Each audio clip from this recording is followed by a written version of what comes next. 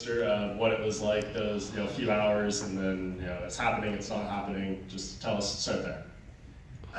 It was just a weird experience all around, man. Like I got that phone call about 9:30 at night. I got done sparring, just got home, eating like 3 pounds of food, and they're like, "Oh hey, you can make weight, you're fighting UFC."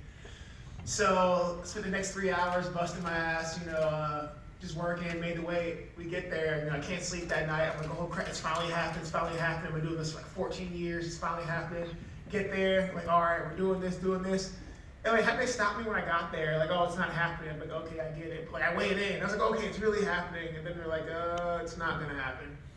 So, that sucked. That sucked, man. I can't even begin to explain how much that sucked. Like, fight week's already stressful on anything, but like to be there, to weigh in, to have everything going, and then take it away from you, fucking sucks. Yeah, what was the most of your, I don't know, anger, frustration in that moment directed towards? Was it Phil? No, I mean, at first you wouldn't get frustrated at Phil, you wouldn't be mad at Phil, like take the fight, we're fighters, take the fight. But at the same time, man, like, I've been doing this for a long time now, I've got a lot of fights, a lot of experience. I understand now, more so, I wish I understood earlier, that this is a business. And you are your brand, and I don't know, I've never spoken to Phil about it, but it could be a thousand things. Like, he may not have wanted to struggle for the weight for a guy who's coming in fresh. He may not have felt comfortable doing it.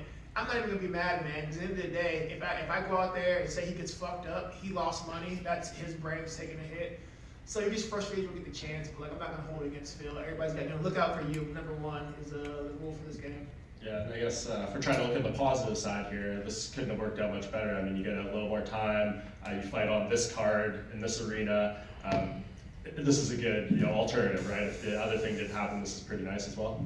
I laugh, man. I'm like, either everybody's like, oh, he pushed out. I'm like, dude, Phil may be a mad scientist, he may be a genius. Like, we're at Madison Square Garden now. I'm like, I don't know if he had an inkling, but way to go, Phil Hawes. Like, I'm not mad at the guy. This worked out really well. So if he fell into it, cool. If he planned this, that man is a genius, and I have made a terrible miscalculation. And last thing for me, I mean, what's kind of the goal here for this UFC run? I feel like you probably think this is icing on the cake, considering some of the earlier stuff that's happened in your career. To be here, maybe you didn't ever imagine it would happen. So now that you are in the UFC, what do you want to accomplish? Had you asked me that like 6 years ago, you have a vastly different answer. But I'm 34 now, man. Like, luckily for me, I haven't taken too much damage in this sport. I'm still pretty healthy. I'm not walking around with like a bunch of knee surgeries and stuff. But I look in the mirror every day. I see a little bit more gray hair. I see a couple more stars added onto my face. I'm just like, I'm not gonna have this 10-year UFC run that I dreamed of when I started. But that's fine. Like, right now, I'm just here to do cool shit and get a lot of money. You mentioned there's obviously been a long journey to the UFC. I think just fans in general were happy when you got that last minute fight, and then when it was taken away, they kind of felt for you. But now that you're back and you get to fight in Madison Square Garden, have you felt the outpouring of support from the fans? I really have. I actually felt kind of bad because everybody's like, yay, oh, yay. Anyway, they're going through it with me. And it's really cool to see, you're gonna have people who hate you and want to see you crash and burn.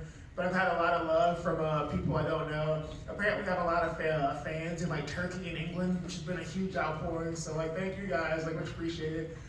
But there's been a lot of people who kind of watch me on this roller coaster, and I've definitely had a roller coaster of a journey so far. And there's a lot of people, it's weird. They're like, win, lose, or draw, man. I'm just glad to see you do it finally, because like, you've been hitting that wall for a long time. So it's been really cool to have that support. Who wants to see you crash and burn? You would be surprised. I have made a lot of enemies that I wasn't aware of. I don't know what I did, but I have made a lot of enemies. And like, I think it might have been from fighting Magomed twice or whatever, because I'm split down the middle with like Russia. There's a lot of Russians in the DMs. Half of Russia loves me, the other half is like, I hope your legs break. And I'm like, all right, I'm sorry, guys.